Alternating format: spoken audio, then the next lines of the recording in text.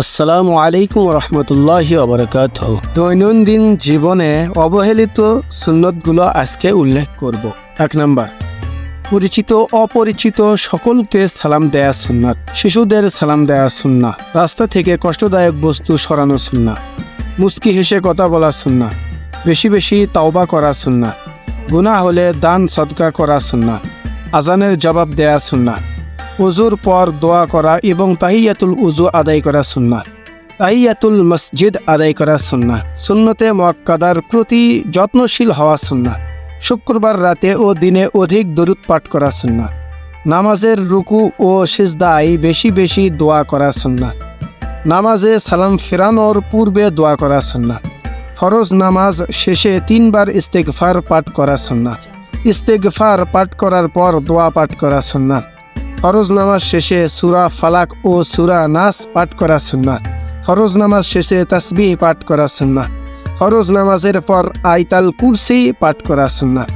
বাড়িতে সুন্নত ও নফল সালাত আদায় করা সুন্নাহ। সারাক্ষণ আল্লাহ তাআলার জিকিরে মশগুল থাকা সুন্নাহ। শুকরিয়ার সিজদা করা সুন্নাহ। যে কোনো কাজ পরামর্শ করে করা সুন্নাহ। ওসিয়ত লিখে রাখা সুন্নাহ। জানাজা দেখলে দাঁড়িয়ে যাওয়া সুন্নাহ। বৃষ্টিতে ভেজা সুন্নাহ। বৃষ্টির সময় দোয়া করা সুন্নাহ। বৃষ্টির জন্য দোয়া ও ক্ষতি থেকে আশ্রয় চাওয়া সুন্নাহ। নতুন চাঁদ দেখে দোয়া করা সুন্নাহ। জুমার দিনের গুরুত্বপূর্ণ সুন্নাহ। 4টি সম্মানিত মাসের সম্মান করা সুন্নাহ। শাবান মাসে বেশি বেশি রোজা রাখা সুন্নাহ। জিলহজের প্রথম 10 দিন বেশি বেশি নেক আমল করা সুন্নাহ। আশুরার রোজা রাখা সুন্নাহ। আইমায়ে বীজের রোজা রাখা সুন্নাহ। ইফতার তাড়াতাড়ি করা সুন্নাহ। খেজুর দিয়ে ইফতার করা সুন্নাহ। সাহরিতে খেজুর খাওয়া সুন্নাহ। রমজানে ইতিকাফে বসা সুন্নাহ। শাওয়াল মাসে 6টি সাওম রাখা সুন্নাহ। সূর্য ডোবার পর শিশুদেরকে ঘরে বাইরে না রাখা সুন্নাহ। ঘুমানোর পূর্বে ওযু করা সুন্নাহ। ঘুমানোর পূর্বে বিছানা ছেড়ে নেওয়া সুন্নাহ। ডান কাত হয়ে ঘুমানো সুন্নাহ। ঘুমানোর পূর্বে সূরা ইখলাস, ফালাক ও নাস পাঠ করা সুন্নাহ। ঘুমানোর পূর্বে সূরা কাফিরুন পাঠ করা সুন্নাহ। ঘুমানোর পূর্বে আয়াতুল কুরসি পাঠ করা সুন্নাহ। ঘুমানোর পূর্বে সূরা মুলক পাঠ করা সুন্নাহ। ঘুমানোর পূর্বে তাকবীর ও তাসবিহ পাঠ করা সুন্নাহ। দোয়া পাঠ করে ঘুমানো সুন্নাহ। ঘুম থেকে উঠে ডান হাত দ্বারা চেহারা থেকে ঘুমের ভাব দূর করা সুন্নাহ। ঘুম থেকে ওঠার পর দোয়া করা সুন্নাহ। ঘুম থেকে উঠে মিসওয়াক করা সুন্নাহ। ঘুম থেকে উঠে 2 হাত 3 বার ধোয়া সুন্নাহ।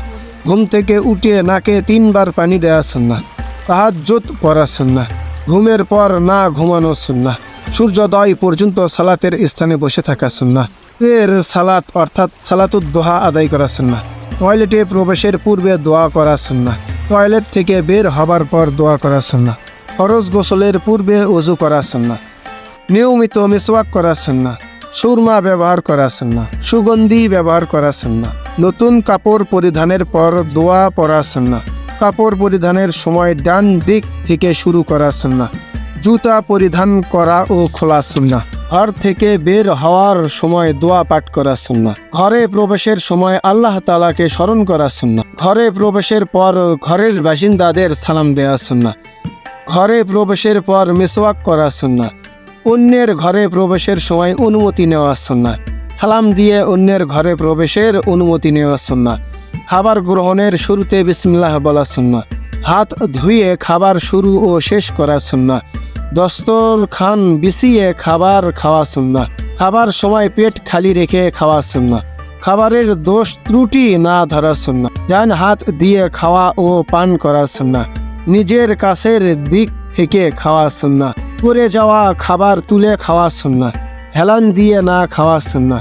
আঙ্গুল ও খাবারের পাত্র চেটে খাওয়া সুন্নাহ। খাবার শেষে দোয়া পাঠ করা সুন্নাহ।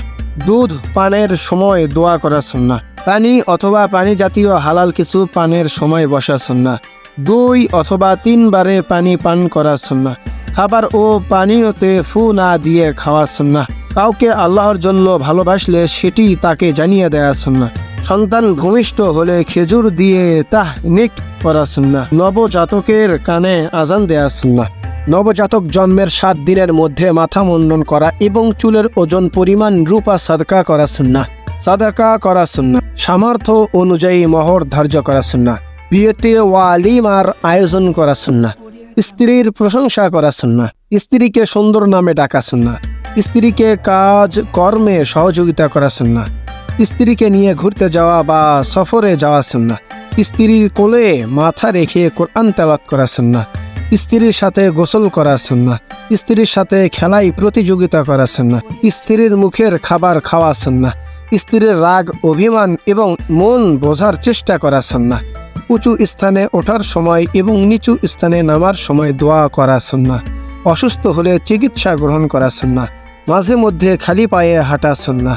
বিকৃত মাল ফেরত নেওয়া সুন্নাহ। মোরগের ডাক শুনে দোয়া করা সুন্নাহ।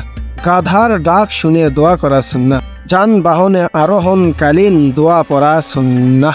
এগুলো হলো আমাদের দৈনন্দিন জীবনের অবহেলিত সুন্নাহ। আল্লাহ তাআলা আমাদেরকে দৈনন্দিন জীবনে অবহেলিত সুন্নাহগুলো সঠিকভাবে আদায় করার তৌফিক দান করুন। আমিন। ওয়া আখিরি দাওয়ানা আলহামদুলিল্লাহি রাব্বিল আলামিন।